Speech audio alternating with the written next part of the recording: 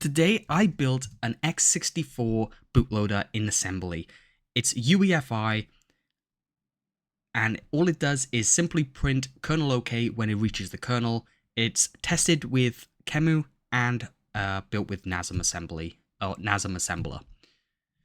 The goal of this was to create the most minimal bootloader possible that could just boot into the kernel, and that is it. And as you can see, I successfully have bootloader OK. It does print 4 times. That's just because I got it 4 times in there for testing. And then it says kernel OK, which actually shows you that it is successfully working. But how did I get to this? That's all great, but it wasn't as simple as just writing a few lines of code and getting here.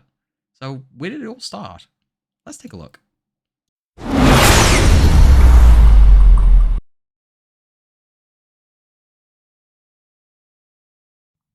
The architecture of my bootloader is quite simple, really. This is the architecture I followed. So I used step 1, which was just to find out which device my kernel.bin file was on, which it was on the same as the bootloader, so that was pretty easy because UEFI already knows that device. I just had to get it through the handle protocol. Then step 2, I had to get access to the file system using the simple file system protocol. Using this, then I can open a root directory, open files, and read files. After I'd done that, I then got the root directory using the open volume function that UEF provides. I then opened the file, so I opened kernel.bin, and then I simply just got some information about it. So I needed specifically the file size of kernel.bin so that I could then allocate memory for it. So I got the file size through the get file info UEFI protocols and functions. I then allocated memory for kernel.bin based on the result of that get file size call. I then read those bytes into the memory buffer that I allocated previously.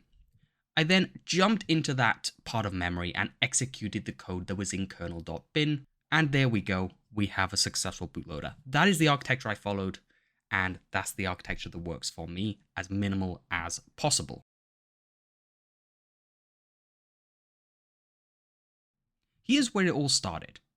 It all started with this few lines of code, essentially 3 lines of code, really, or 2 lines of code if you're looking at the actual functionality, right? I used this little instruction here to basically set RAX to 0 because it's faster to use XOR RAX, RAX than it is to use MOV RAX 0. So I just did that. All that does is it says, well, 0, first of all, 0 means EFI success. So that's why I'm using 0. And that's just putting it in RAX. So when I do ret, which is return, it returns 0, which means I'm returning EFI success. But there's a problem. When I actually run this, as you can see, it flashes the Tiano core screen very briefly, which actually is the bootloader, by the way. And it goes to this screen. So is it working or is it not working? It's defaulting to this screen because my code also makes it go to this screen, but if it wasn't working, it would automatically go to this screen anyways. So is it working or not? That's the question. So I simply just changed my code to have this little hang system here. Ignore this. This was just, to have the bootloader actually do something rather than just hang. But all we need is this little bit of code here. And what this will do is it'll hang on the bootloader screen if it is successfully running my code, essentially. So if I actually run this now, we should hopefully get the Tiano core screen just stuck. Just like that. Perfect. And we can see it's working because it says failed to load boot 001, loading boot 002, starting boot 002. Now, I know Qemu doesn't have any other bootloader currently on this, so I can assume that that is my bootloader successfully working. But just to make sure, I did add one other feature, and that was a little text output here, just to make sure that it is 100% working and not a glitch. And here it is, a very simple just output message to the console screen, simply saying hi there. So this is the, okay, what have I done? That's not what I meant to do. This is just simply showing just the variable hi there. And then here is the actual code. that allows us to show that onto the screen. So it's just calling the, getting the systems table in the con out and then going into the EFI simple text output protocol to actually display it onto the screen, and then calling the output string function to put the message onto the output screen. And we just have this little hang here. So if we run it, we should see it, and it shouldn't return back to the UEFI firmware screen. And as you can see, we get high there. That just confirms the bootloader is successfully working. And that is the most minimal code I could possibly come up with to get this working and test it. Now it's time to actually make the bootloader.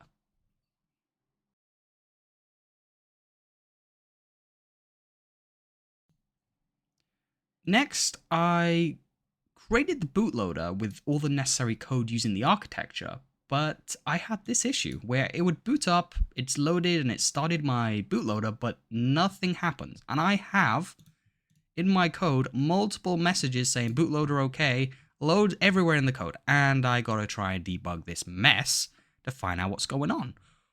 Well, that's a bit of a pain.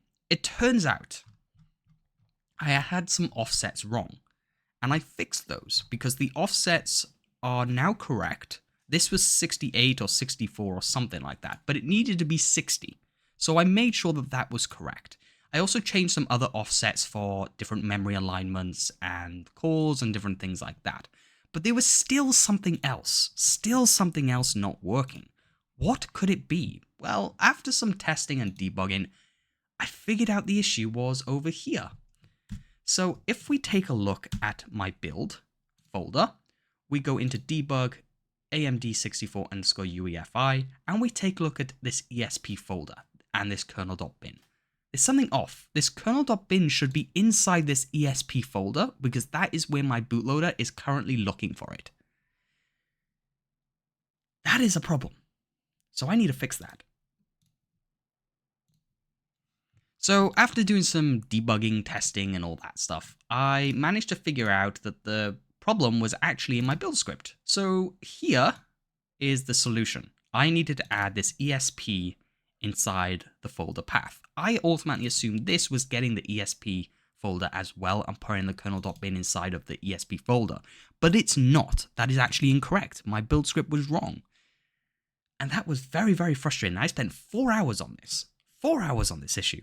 And I couldn't figure it out. Well, turns out it was my build script. Lesson: make sure your build script works before you code. So I fixed that by adding this little ESP here.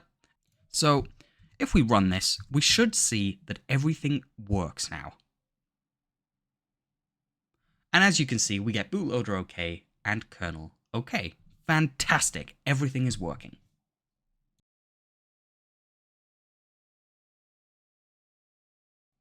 So now that we have everything working, what is next? Well, the next thing I need to do is work on my kernel. The whole kind of point of Estra Labs is bare metal and engineering things, right? So I plan to create a kernel from scratch by developing small little subsystems of the kernel through assembly and, seeing what I can get up to, see what I can learn, see what experiments we can do, right? I'm also going to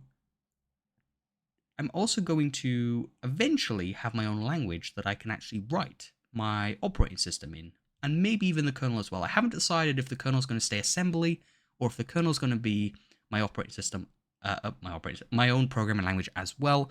That is something in the future, but that is something to look forward to. So I am excited to get started on those projects. I hope you enjoyed, and I'll see you in the next video. Bye!